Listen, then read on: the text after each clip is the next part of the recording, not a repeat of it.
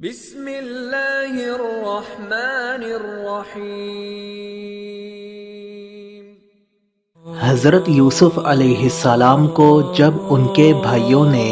کنویں میں ڈال دیا تو ایک شخص کا نام مالک بن زعر تھا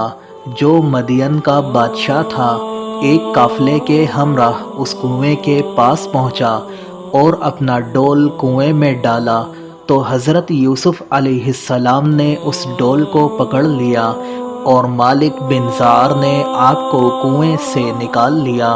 تو آپ کے بھائیوں نے اس سے کہا کہ یہ ہمارا بھاگا ہوا غلام ہے، اگر تم اس کو خرید لو تو ہم بہت ہی سستا تمہارے ہاتھ بیچ دیں گے۔ چنانچہ ان کے بھائیوں نے صرف 18 درہم میں حضرت یوسف علیہ السلام کو بیچ ڈالا، مگر شرط یہ لگا دی کہ تم اس کو یہاں سے اتنی دور لے کر چلے جاؤ کہ اس کی خبر بھی ہمارے سننے میں نہ آئے۔ مالک بن زعر نے ان کو خرید کر مصر کے بازار کا رخ کیا اور بازار میں ان کو فروخت کرنے کا اعلان کیا۔ ان دنوں مصر کا بادشاہ ریان بن ولید املیکی تھا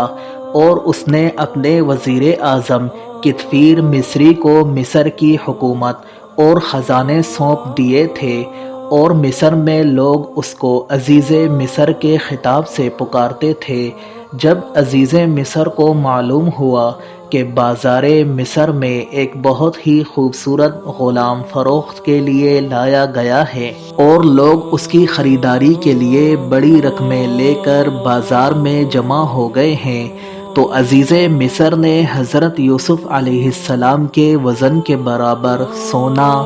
اور اتنی ہی چاندی اور اتنا ہی مشک اور اتنے ہی حریرے قیمت دے کر خرید لیا، اور گھر لے جا کر اپنی بیوی زلیخا سے کہا کہ اس غلام کو نہایت اعزاز و اکرام کے ساتھ رکھو۔ اس وقت آپ کی عمر شریف 13 یا 17 برس کی تھی۔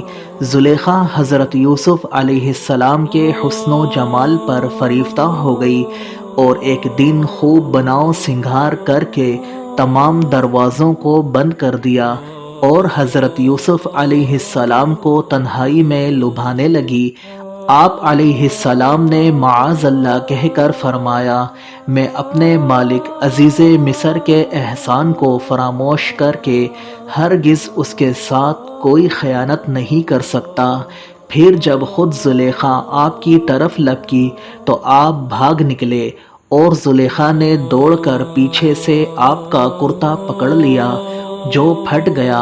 اور آپ کے پیچھے زلیخا دوڑتی ہوئی صدر دروازہ پر پہنچ گئی۔ اتفاق سے ٹھیک اسی حالت میں عزیز مصر مکان میں داخل ہوا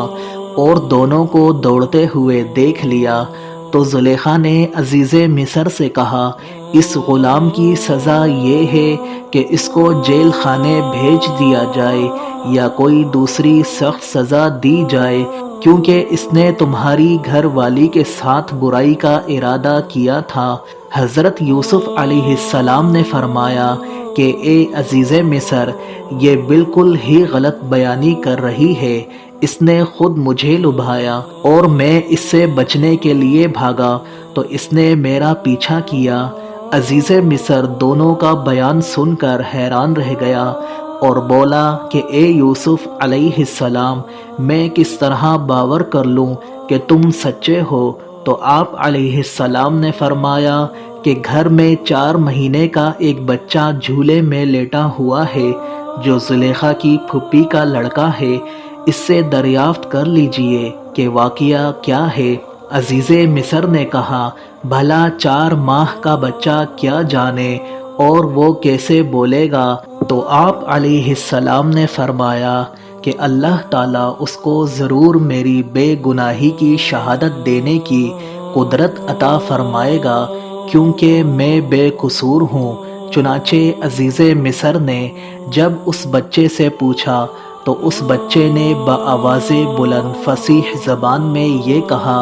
اگر ان کا کرتا آگے سے پھٹا ہوا ہے تو عورت سچی ہے اور انہوں نے غلط کہا،